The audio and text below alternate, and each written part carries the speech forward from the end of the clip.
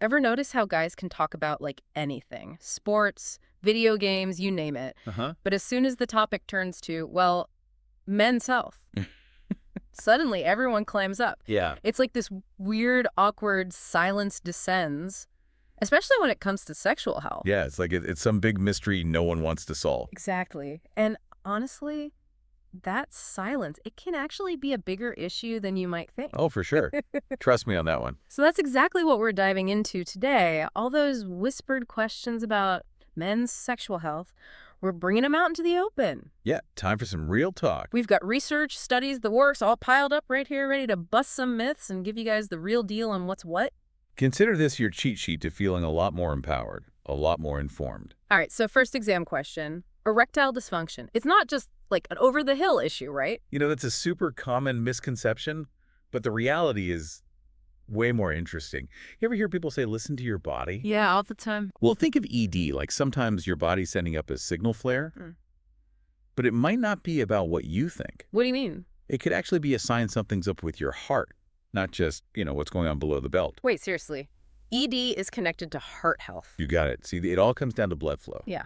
The same issues that can lead to heart problems Yeah. can also, shall we say, make it a little difficult to rise to the occasion. Wow. I don't think most guys make that connection at all. It's not just about what's happening in the bedroom. It could be a sign of something bigger going on with your cardiovascular system. So taking care of your heart is good for everything, if you catch my drift. Precisely. Okay, that's wild. Now, speaking of things that get the heart racing, let's talk testosterone. Oh yeah, testosterone. Man, it seems like every other commercial these days is for some supplement promising to like boost your testosterone, turn you into... What, is some kind of superhuman? Yeah, basically. But is any of that stuff actually legit? It's a minefield out there, man. Honestly, here's the truth. If your testosterone levels are actually low, those magic pills and potions, they aren't going to do a thing. So what are you supposed to do? The only thing that really works is medically supervised therapy. Don't fall for the quick fix. Talk to an actual medical professional. Got it. Put down the sketchy gas station pills, pick up the phone, call your doctor. Makes sense. Exactly. But back to testosterone for a sec. It's not all about, like, muscle mass and stuff, right? Yeah. What's its role in, actual sexual health? Think of testosterone like the MVP of your hormones. Yep. It's involved in everything. Energy levels, muscle growth, sex drive, even sperm production. Wow, okay. It really does it all. It does. And that's why abusing stuff like anabolic steroids, big-time backfire risk. Wait, like what bodybuilders use? What's the connection there? So steroids, they might seem like a shortcut to bigger muscles, a boost in, let's just say, certain areas. Right, right. But long-term use can actually, well, shrink things down there. They mess with your body's natural hormone production. Basically, they trick your body into thinking it's got tons of testosterone, when it really doesn't. So instead of boosting testosterone, steroids can actually lower it. The irony, right? That's wild. And lower testosterone can lead to a whole bunch of problems. Less libido, low energy, even in some cases, infertility. Speaking of infertility, that feels like something a lot of guys don't even really consider until they're trying for a family. And it's such a crucial part of men's sexual health. But you're right, often overlooked. Get this. Male infertility is a factor in almost half of all infertility cases. Whoa, seriously. I had no idea it was that common. Yeah, it's a big deal. And what's even crazier is that some of the things that contribute to it, stuff you probably encounter every single day. Like what? Okay, we all know the usual suspects, right? Yeah. Smoking, drinking too much. Yeah. But did you know that even exposure to certain chemicals can have a real impact on sperm health? No way, really. What kind of chemicals are we talking? We're talking everyday stuff. Fragrances in your lotions and shampoos, even some cleaning products. Oh, wow. Okay. They contain these things called VOCs, volatile organic compounds. VOCs. That doesn't sound good. And they're not great for your little swimmers, that's for sure. Research is showing that exposure to VOCs can mess with both sperm count and quality. So guys need to be careful about what they put on their bodies, not just what they put in them. Exactly. Choosing fragrance-free personal care products is a good place to start. Yeah. And when it comes to cleaning, try to go for more natural options whenever you can. Got it. Natural is the way to go. Who knew? Uh-huh. Okay, so we've learned that what we put on our bodies is just as important as what we put in them when it comes to men's sexual health. All connected. But for a second, I want to kind of shift gears and talk about another aspect of men's sexual health that can be a bit A little sensitive. Yeah, exactly. It can be a sensitive topic, to say the least. For sure. We touched on how stress can impact, performance a little earlier. Right. But I think it's time to address the elephant in the room. Okay. Premature ejaculation. Yeah. It's definitely a topic that I think a lot of men struggle with, Right. often in silence, Yeah. which is really unfortunate. It's like this weird taboo subject, Yeah. even though it's probably way more common than we realize. Oh, absolutely. So let's clear the air. What are we even talking about here when we say premature ejaculation? So basically, it's when when ejaculation happens sooner than you'd want it to during intercourse. Okay. And you're right. It is more common than a lot of people think. Yeah.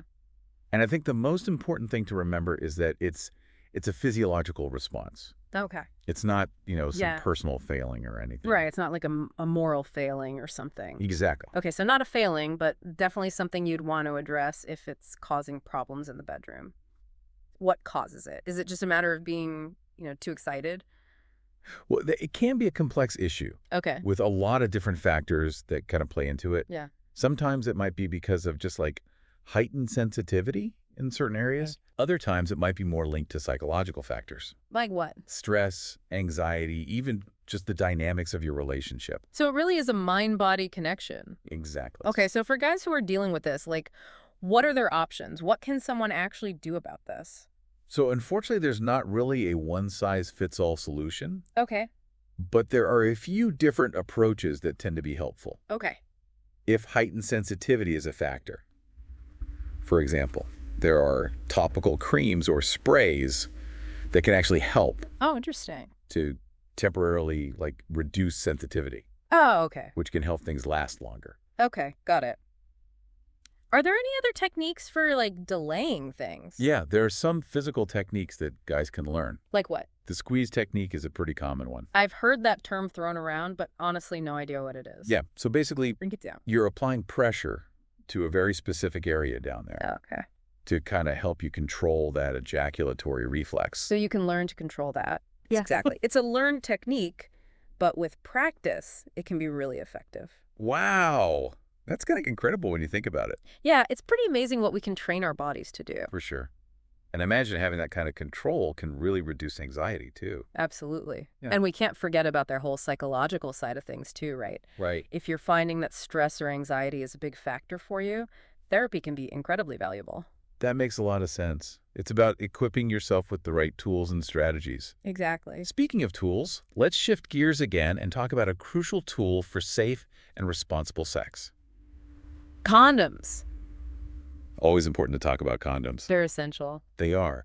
But you'd be surprised how many people aren't aware of some basic condom facts. Like what? Did you know that condoms actually expire? Oh, wait, really? Condoms expire? Yeah, just like that carton of milk in your fridge. I had no idea. Yep. And using an expired condom, it significantly increases the risk of it breaking. Oh, no thank you. Not the kind of surprise anyone's looking for. Not at all. So how do you know if a condom is past its prime? Always check the package. Okay. Look for that expiration date Got it. before things get too heated. Smart. And what about storing them? Does that matter? Heat and direct sunlight can actually degrade the material over time. So treat your condoms with respect. Exactly. Yeah. Those are words to live by. They're your wingman for safe and healthy sex. Couldn't have said it better myself. Now, earlier we were talking about testosterone. Right. And I kind of wanted to circle back to our conversation about steroids for a minute. Okay. It's something that I think deserves a closer look, don't you? Yeah, absolutely. It's a big one for sure. Yeah. Especially with all the pressure on guys these days about body image. Totally. It's like you go on social media and you see all these jack dudes. It's everywhere. And it's easy to feel like that's the only way to be manly. Yeah, you start to think that's the standard. Right. But the reality is a lot of those guys are paying a pretty hefty price for those physiques. Oh, for sure. It's like the dark side of the fitness world, Yeah. you know? Yeah. Quick fixes with potentially really serious consequences. Yeah, exactly. And we were talking earlier about how steroid use can actually mess with your body's natural hormone production. Big time. And it all comes back to testosterone. Mm. It's like your body's factory for testosterone just gets lazy. Lazy. Yeah, lazy because it thinks, hey, we've got this endless supply coming from somewhere else. No need to work so hard. That's a great analogy. So the factory shuts down, and then what? That's when you start seeing the really serious side effects kicking in. Like what? Give me the rundown. Things like decreased sperm count, erectile Mhm. dysfunction, even your testicles can shrink. No way. Seriously. Oh, yeah. And in some cases, it can even lead to infertility. So you're not just risking your long-term health, you're risking your ability to even have a family someday. It's a big deal. It's like a ticking time bomb for your physical and mental well-being. Which is why we always say it's so important to promote those healthy alternatives. Right. Proper diet, exercise, Yeah. and if you have concerns, talk to your doctor. Exactly. Don't mess around with your health. There are safe and effective ways to address whatever it is you're worried about. It's about playing the long game. Exactly. Making choices that support your health for years to come. Not just for a few weeks or months. Exactly. Now, before we wrap up this eye-opening deep dive into men's sexual health, Yeah. there's one more crucial topic I think we need to address. Okay, let's hear it. Family planning. Okay, big one. Ready to tackle that. Let's do it. So family planning, Yeah? not really something you chat about with your buddies over a beer, is it? Not usually the first thing on the agenda. Feels like it's often seen as, the woman's responsibility. Right. But come on, we're all adults here. Of course. Takes two to tango, right? Exactly. It's a team effort. So where do guys even begin with this whole family planning thing? I feel like there's this outdated idea that, guys are always ready to go. Yeah, that's definitely a myth. So how do we bust that myth? It all comes down to communication. Okay, makes sense. Talking openly and honestly with your partner. About what specifically? About everything. Your desires, your Yeah. timelines, any concerns you might have about fatherhood. Having those conversations early on? Exactly. Before you're even thinking about, actively trying for a kid. Especially because, remember, we talked about this. Right. Male infertility. It's way more common than a lot of guys think. Huge point. Yeah. Almost half of all infertility cases, there's a male factor involved. So guys, no more dragging your feet. Yo. Get that checkup with your doctor. Exactly. Have those sometimes, slightly uncomfortable conversations about what's going on. Better to know than not know. Right. Right. Don't put it off. 1,000%. Knowledge is power. For sure. And speaking of knowledge, remember all those lifestyle factors we talked about earlier? Oh, yeah. They're best. Turns out they play a pretty big role in family planning, too. It's all connected. Those VOCs are sneaky. They're everywhere. Who knows? It's crazy. Right. But really, family planning, it's not just about, using contraception. It's bigger than that. Way bigger. It's about looking at your whole health, your well-being. Making choices that actually support your goals. Exactly. If you're thinking about becoming a dad someday, Yeah. you got to start those healthy habits now. It's like that old saying, you got to start early. Exactly. Give yourself the best possible chance. This deep dive has been a lot, hasn't it? We've covered some serious ground today. We have, from debunking all those myths about, size and performance, Always going to bust those myths. to some pretty complex issues like infertility. The impact of everyday chemicals. Yeah, it's been a wild ride. It really has. But hopefully our listeners are walking away feeling a little more empowered. Totally. Like they can actually take control of their sexual health. Exactly. Because knowledge is power, right? Absolutely. It's time to, finally break the silence around men's sexual health. 100%. We need a world where guys can just talk openly and honestly about this stuff without the shame. Without the embarrassment. It shouldn't be a taboo topic. It really shouldn't.